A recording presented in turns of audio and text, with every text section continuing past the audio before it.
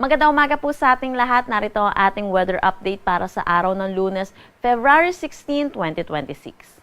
Wala naman tayong minomonitor na anumang bagyo or low pressure area sa loob at labas ng ating Philippine Area of Responsibility. Pero meron tayong tatlong weather system na nakakapekto dito sa ating bansa sa ngayon.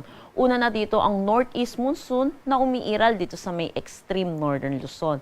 Sa ngayon po, bahagya po itong humina, kaya dito na lamang po ito nakakaapekto at inaasahan naman po natin sa mga susunod na araw magkakaroon po muli tayo ng bugso nitong northeast monsoon or amihan, pero hindi po natin inaasahan na magiging kasing lamig pa rin ang ating mararamdaman kagaya po ng mga nakaraang araw. Samantala, yung easterlies or yung mainit at malinsangan na hangin na nagagaling sa dagat Pasipiko ang patuloy na umiiral dito sa malaking bahagi ng ating bansa. Dulot nitong northeast monsoon which is malamig na hangin at easterlies mainit at malinsangan na hangin, yung salubungan po nitong dalawa ay nagre-resulta sa tinatawag nating shear line na nakakaapekto naman dito sa eastern section ng northern Luzon. Para sa magiging panahon natin ngayong araw dito sa Luzon, dulot ng shear line, makakaranas ng maulap na papawirin na may mga kalat-kalat na pag-ulan dito sa may Cagayan at Isabela. Inaasahan din natin yung mga kalat-kalat na pag-ulan, dulot naman nitong easterlies dito sa may Aurora at Quezon. Para sa may Batanes, Babuyan Islands, Apayao at Ilocos Norte, makakaranas naman sila ng bahagya hanggang sa maulap na papawirin na may mga isolated light rains, dulot ito ng northeast monsoon.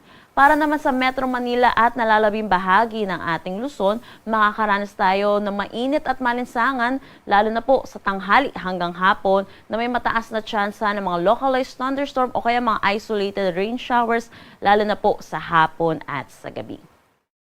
Agwat ng temperatura para dito sa Metro Manila, 24 to 31 degrees Celsius. Lawag, 25 to 31 degrees Celsius. For Tuguegarao, asahan natin ang 23 to 32 degrees Celsius.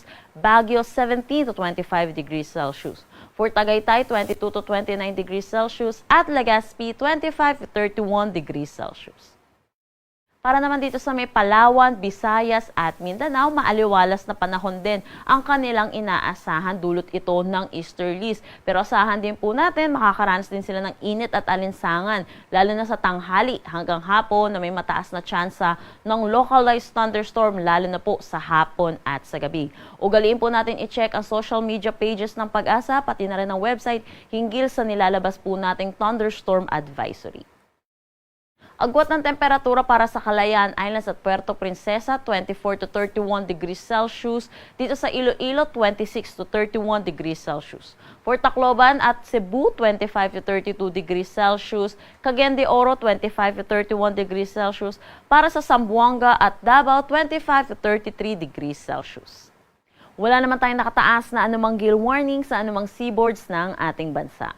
Ang sunrise mamaya ay 6:20 a.m. at ang sunset mamaya ay 6:01 p.m. Para sa karagdagang impormasyon, bisitahin ang aming mga social media pages at ang aming website pag-asa.dost.gov.ph. At yan po muna ang latest dito sa Pag-asa Weather Forecasting Center. Chanel Dominguez po at magandang umaga.